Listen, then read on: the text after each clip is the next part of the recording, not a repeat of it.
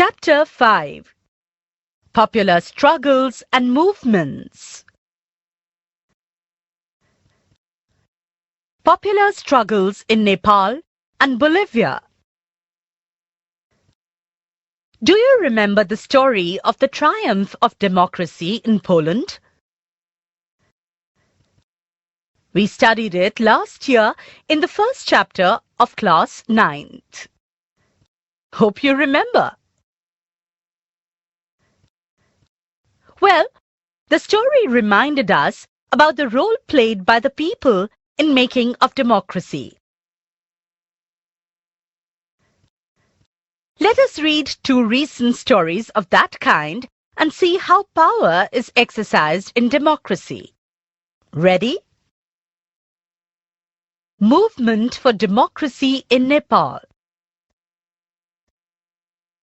Nepal witnessed an extraordinary popular movement in April 2006.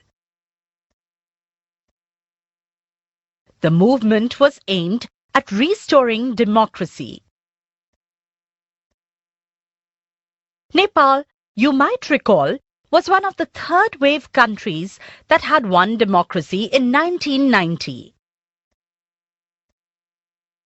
Although the king formally remained the head of the state, the real power was exercised by popularly elected representatives. King Birendra, who had accepted this transition from absolute monarchy to constitutional monarchy, was killed in a mysterious massacre of the royal family in 2001. King Gyanendra, the new king of Nepal, was not prepared to accept democratic rule. He took advantage of the weakness and unpopularity of the democratically elected government. In February 2005, the king dismissed the then Prime Minister and dissolved the popularly elected parliament. The movement of April 2006 was aimed at regaining popular control over the government from the king. 7-party alliance. All the major political parties in the parliament formed a 7-party alliance, or SPA, and called for a 4-day strike in Kathmandu, the country's capital. This protest soon turned into an indefinite strike in which Maoist insurgents and various other organizations joined hands. Maoists. Those communists who believe in the ideology of Mao, the leader of the Chinese Revolution. They seek to overthrow the government through an armed revolution so as to establish the rule of the peasants and workers. People defied curfew and took to the streets. The security forces found themselves unable to take on more than 1 lakh people who gathered almost every day to demand restoration of democracy. The number of protesters reached between 3 and 5 lakhs on 21st April, and they served an ultimatum to the king. The leaders of the movement rejected the half-hearted concessions made by the king. They stuck to their demands for restoration of parliament, power to an all-party government, and a new constituent assembly. अगर आप अपने syllabus के सारे chapters इस format में देखना चाहते हैं तो हमें डिस्क्रिप्शन में दिए गए नंबर पर कॉल करें. On 24th April 2006, the last day of the ultimatum, the king was forced to concede all the 3 demands. The SPA chose Girija Prasad Koirala as the new Prime Minister of the interim government. The restored parliament met and passed laws taking away most of the powers of the king. The SPA and the Maoists came to an understanding about how the new Constituent Assembly was going to be elected. This struggle came to be known as Nepal's second movement for democracy. The struggle of the Nepali people is a source of inspiration to Democrats all over the world. Bolivia's Water War. The story of Poland and that of Nepal apply to the struggle for establishing or restoring democracy. But the role of popular struggles does not come to an end with the establishment of democracy. People's successful struggle against privatization of water in Bolivia reminds us that popular struggles are integral to the working of democracy. Bolivia is a poor country in Latin America. The World Bank pressurized the government to give up its control of municipal water supply.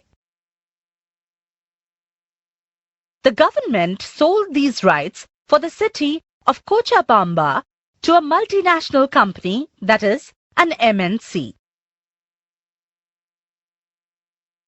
The company immediately increased the price of water by 4 times. Many people received monthly water bills of ₹1,000 in a country where average income is around ₹5,000 a month. This led to a spontaneous popular protest. अगर आप अपने syllabus के सारे chapters इस format में देखना चाहते हैं तो हमें डिस्क्रिप्शन में दिए गए नंबर पर कॉल करें। In January 2000, a new alliance of labor, human rights, and community leaders organized a successful 4-day general strike in the city. The government agreed to negotiate and the strike was called off. Yet nothing happened. The police resorted to brutal repression when the agitation was started again in February. Another strike followed in April and the government imposed martial law. But the power of the people forced the officials of the MNC to flee the city and made the government concede to all the demands of the protesters. The contract with the MNC was cancelled and water supply was restored to the municipality at old rates.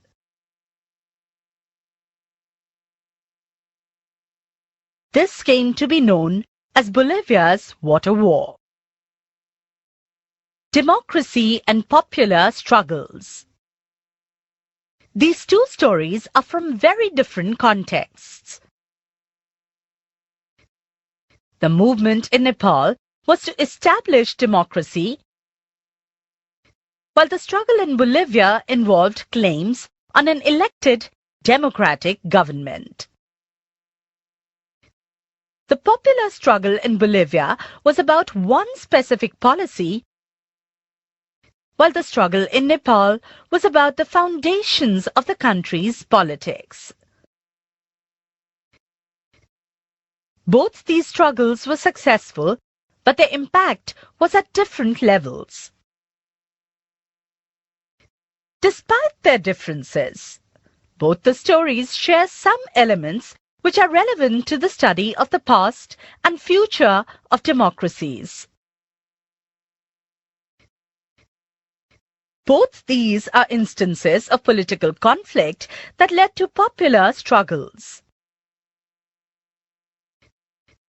In both cases, the struggle involved mass mobilization. Public demonstration of mass support clinch the dispute. Finally, both instances involved critical role of political organizations. If you recall the first chapter of Class 9th textbook, this is how democracy has evolved all over the world. We can therefore draw a few conclusions from these examples. What are they?